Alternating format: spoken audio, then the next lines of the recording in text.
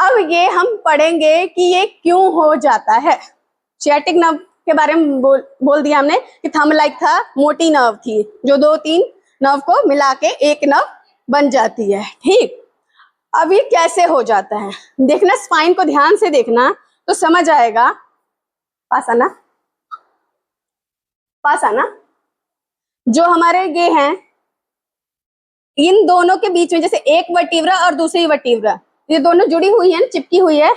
इस दोनों के बीच में जो जॉइंट बनता है उसे हम फेसेट जॉइंट कहते हैं। कौन सा जॉइंट कहते हैं? Facet joint, FACET, facet joint कहते हैं। तो इन दोनों के बीच में जब भी फेसेट जॉइंट के बीच में स्पेस कम होने लग जाता है तो हमारी सियाटिक नर्व जो है वो इंपिंज होने लग जाती है, मतलब दबने लग जाती है। कैसे दबेगी? फेशियल जॉइंट कब दबता है? एक सर्टेन एज के बाद, डीजनरेटिव चेंजेस के बाद। ज्यादातर 80 से 90% जो केसेस है ना, फेशियल जॉइंट आर्थ्रोपैथी, मतलब कि हमारा जो ये दोनों वर्टिब्रा थे उनके बीच का जो साइड वाला ये एक वर्टिब्रा से दूसरी वर्टिब्रा में जॉइंट बन रहा था उसे हम फेसेट जॉइंट कह रहे थे। एक वक्त आते आते जब 70 साल का पेशेंट है, 50 to 60, 70 के एज में चला गया, तो ज्यादातर केसेस में फेशियल जॉइंट आर्थ्रोपैथी देखने को मिलते हैं। क्यों? क्योंकि घिस रहे हैं, सारा दिन फ्लेक्शन एक्सटेंशन मूवमेंट हो रही है, मतलब झुक रहे हैं, उठ रहे हैं, बैठ रहे हैं, कार्य कर रहे हैं। तो क्या होता है कि ये दोनों घिसने लग जाते हैं। तो अगर जब L4, L5, S1 पे घिसती है कहीं पे भी, तो ये मोटी सी नर्व है, तो मान के चलो, ध्यान से देखना, ऐसे दबी, तो क्या हुआ, ये जो नर्व थी वो चुभ गई, इंपिंज हो गई। तो दर्द कहाँ जाएगा? सीधा सियाटिक नर्व में जाएगा। नर्व रूट क्या है? छोटे पैर तक है, तो दबेगा तो जाएगा ही जाएगा पेन। क्लियर ना? तो फर्स्ट कॉज क्या है?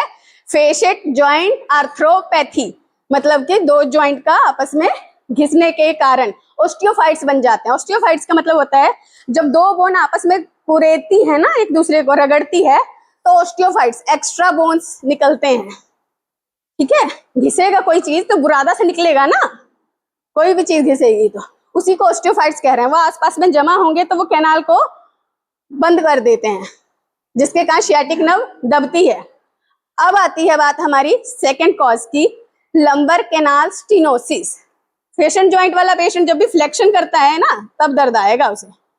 लेकिन लंबर कैनाल स्टेनोसिस का मतलब ये हुआ, जो हमारी ये कैनाल जा रही है बीच के अंदर, स्पाइनल कैनाल, तो आप देखोगे कि ये जो है ना डिस्क बल्ज हुआ, ये कैनाल है, अगर ये भी दबी किसी भी कारण से, तब भी क्या होगा?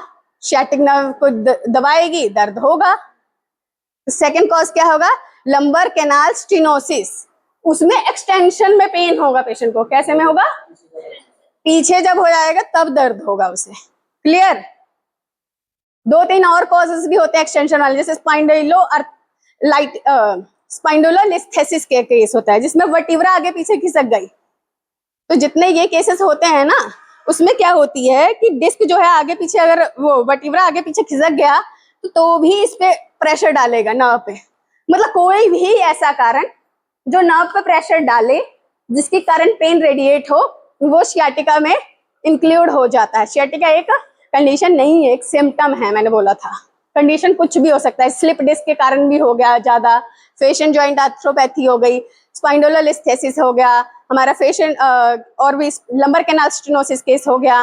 ये जितने केसेस हैं, जैसे स्पॉन्डिलाइटिस हो गया, इन्फ्लामेशन हो गई, अगर वर्टिब्रा में इन्फ्लामेशन हो जाएगी तब भी ये फूल जाएगा।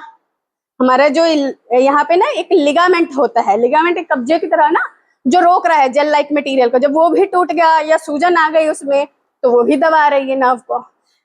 छोटी सी स्पेस है, अगर वो कैसे भी बंद होगी तो पेन तो जाना लाजमी है। नर्व सप्लाई कम होगी, ब्लड सर्कुलेशन कम होगा, पेन बढ़ेगा, आएगा ही आएगा।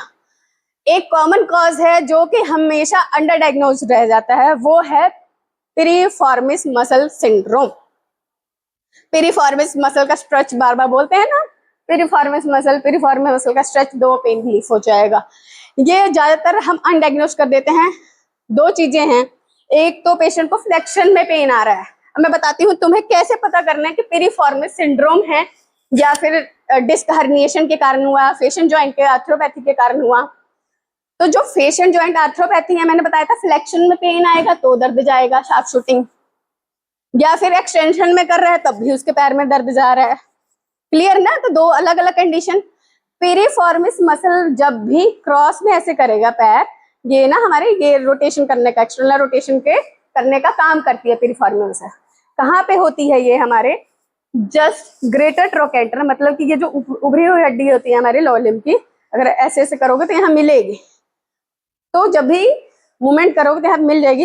इसके जस्ट बिहाइंड होती है, ऐसे होती है शेप में, हिप बोन के पास।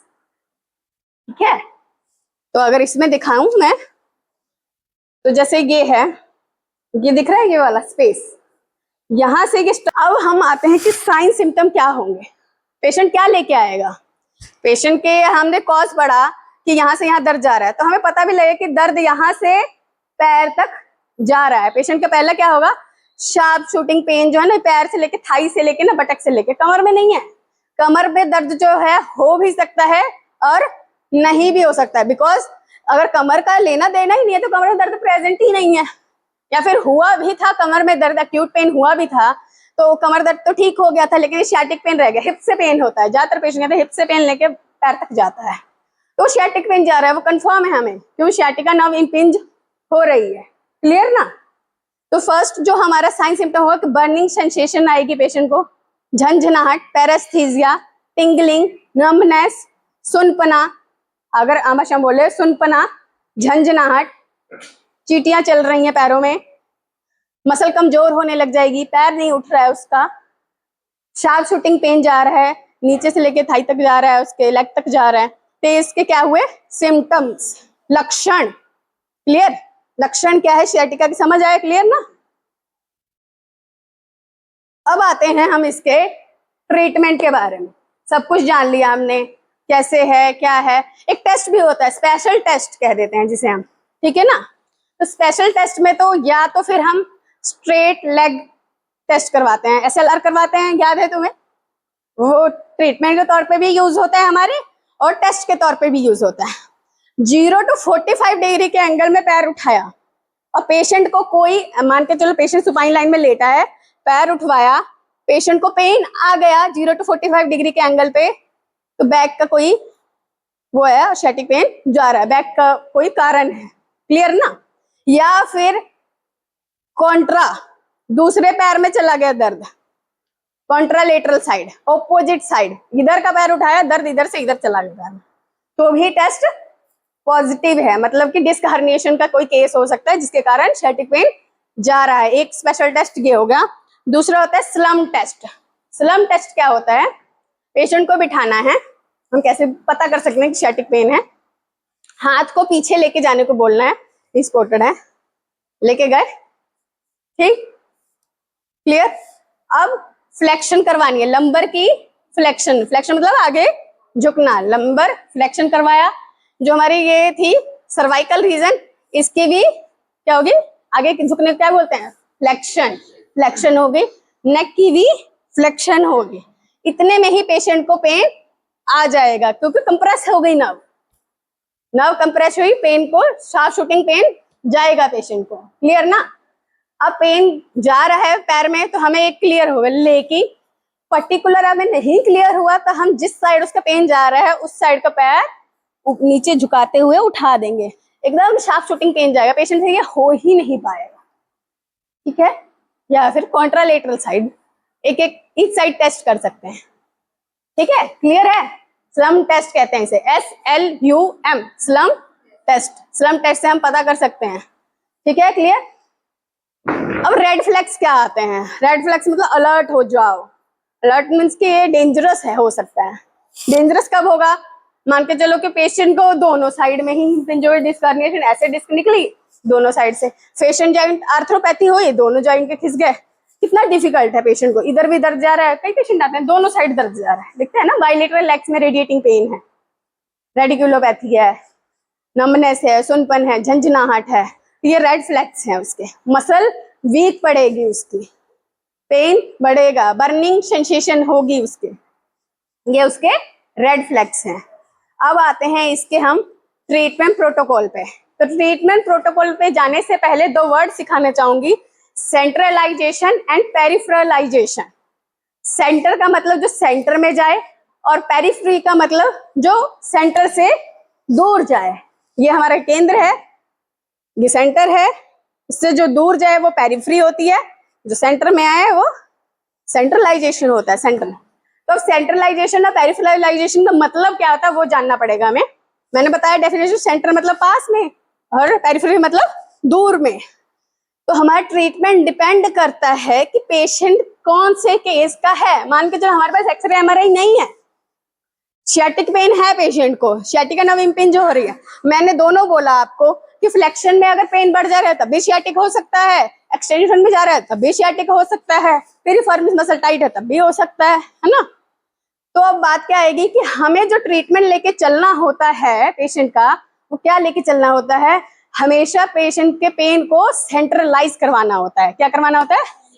केंद्र पे लेके आना है, केंद्र पे लाके खत्म करेंगे। जड़ कहाँ है?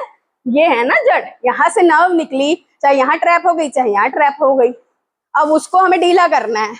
ढीला करने के लिए हमें क्या करना पड़ेगा, मतलब पेन तो यहाँ से यहाँ तक जा रहा है ना, इसका ठीक करेंगे नहीं ठीक कर पाएंगे। यहाँ पे ट्रैप हो रही है, उसको ठीक करना है, सेंट्रलाइज करवाना है पेन को हमें।